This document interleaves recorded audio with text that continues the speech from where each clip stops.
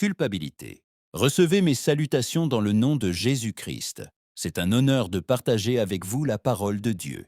La parole de Dieu dit dans le livre de Philippiens, chapitre 3, versets 13 et 14, « Frères, je ne pense pas l'avoir déjà saisi entièrement, mais je fais une chose. Oubliant ce qui est en arrière et me portant vers ce qui est en avant, je cours vers le but pour remporter le prix de la vocation céleste de Dieu en Jésus-Christ. » Ces paroles ont été prononcées par l'apôtre Paul. L'apôtre Paul les a écrites après de nombreuses années de marche avec Christ et les a adressées à l'Église, à des croyants qui connaissaient déjà le Seigneur, pour leur enseigner que même dans la vie chrétienne, nous ne pouvons pas vivre prisonniers du passé, des erreurs ou de la culpabilité.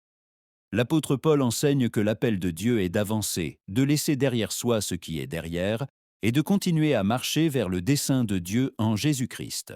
La parole de Dieu dit dans l'Évangile de Jean, chapitre 8, verset 36, « Si donc le Fils vous affranchit, vous serez réellement libres. » Ces paroles ont été prononcées par le Seigneur Jésus-Christ lui-même, lorsqu'il parlait à des personnes opprimées qui avaient besoin d'une véritable liberté.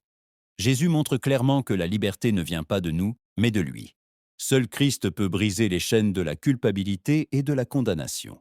La parole de Dieu dit dans l'Épître aux Romains, chapitre 8, verset 1, « Il n'y a donc maintenant aucune condamnation pour ceux qui sont en Jésus-Christ, qui marchent non selon la chair, mais selon l'Esprit. » Ces paroles ont également été écrites par l'apôtre Paul, afin d'affermir l'Église dans la grâce de Dieu, en lui rappelant qu'en Christ, nous ne vivons pas sous la condamnation, mais sous la conduite du Saint-Esprit.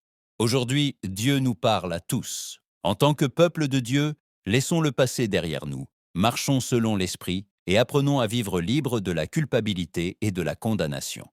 Veillons sur notre marche avec Dieu, gardons nos cœurs et aidons les autres à connaître Jésus-Christ, le Christ qui libère, en nous exhortant les uns les autres avec amour, vérité et miséricorde, afin que personne ne reste prisonnier de la culpabilité, mais que nous avancions tous dans la vie nouvelle que Dieu nous a donnée. L'écho de la voix de Dieu.